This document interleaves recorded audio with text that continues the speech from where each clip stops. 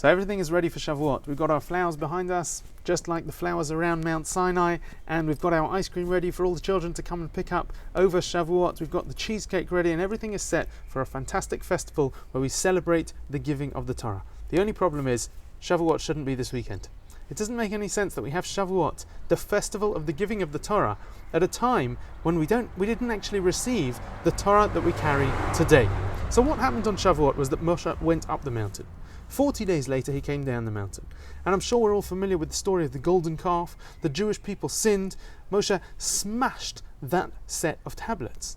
Then, 40 days after that, the Jewish people were forgiven.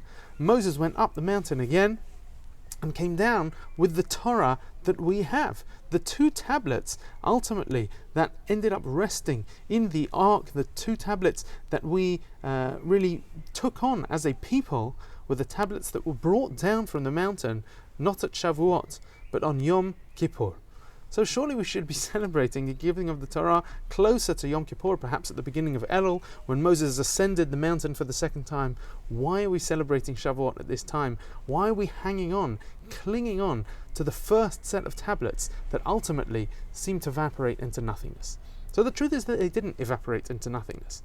The shards of the first set of tablets, there was a specific commandment that they should sit in the ark together with the new full and complete tablets that were brought down the second time. So within the ark you had both the second set of luchot, the Torah that we could read from, the Torah, the 10 commandments that we actually were able to see and hold, and we also had next to it these shards, these broken remnants of the first set of luchot. Now sometimes we have something which is so precious to us and something which means so much to us that when it gets broken, it's difficult to let it go, and we want to hold on to that thing which we enjoyed so much. We used to have a bike which got rusted, the chain was broken, nothing would work anymore, and it's difficult to throw it out, it's difficult to get rid of it. But ultimately, you hang on to it for a couple of weeks, maybe a month, maybe a year, I don't know, but eventually it's time for it to go. Why were we still holding on, and why does our tradition still hold on so much to the shivrei luchot, to the shards from the first set of tablets that ultimately were smashed?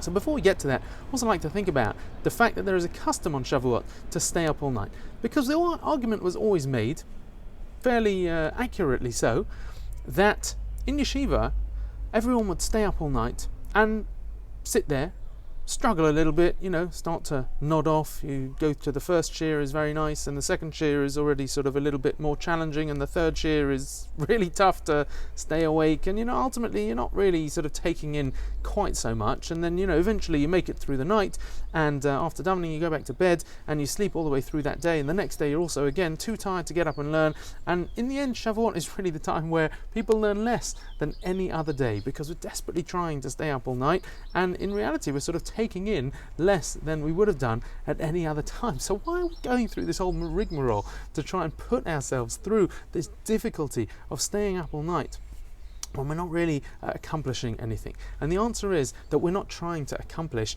more learning quantitatively. What we're trying to do is remind ourselves and instill in ourselves a sense of purpose, a sense of longing, a sense of meaning, a sense of wanting to reach for something higher.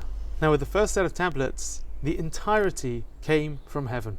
Both the physical tablets themselves and the writing on them came from the Almighty and was handed over on a plate to Moshe and to the Jewish people. The second set of tablets, God told Moshe to take the stones himself, pasol lecha, make for yourself the physical stone, bring it to me, and then the writing will be divine.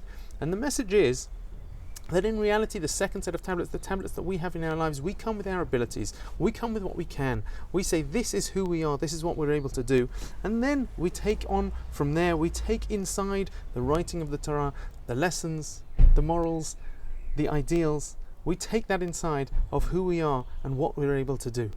But we also carry with us the shards of the first set of tablets, that pure spirit, that pure heaven, which we can carry with us and believe that we can actually touch in some sense. On Shavuot, we reach to the very, very top of the mountain, carrying in our hearts not just the complete second set of tablets, but really the essence and the shards of the first set of tablets. On Shavuot, let us reach higher than we have ever reached before.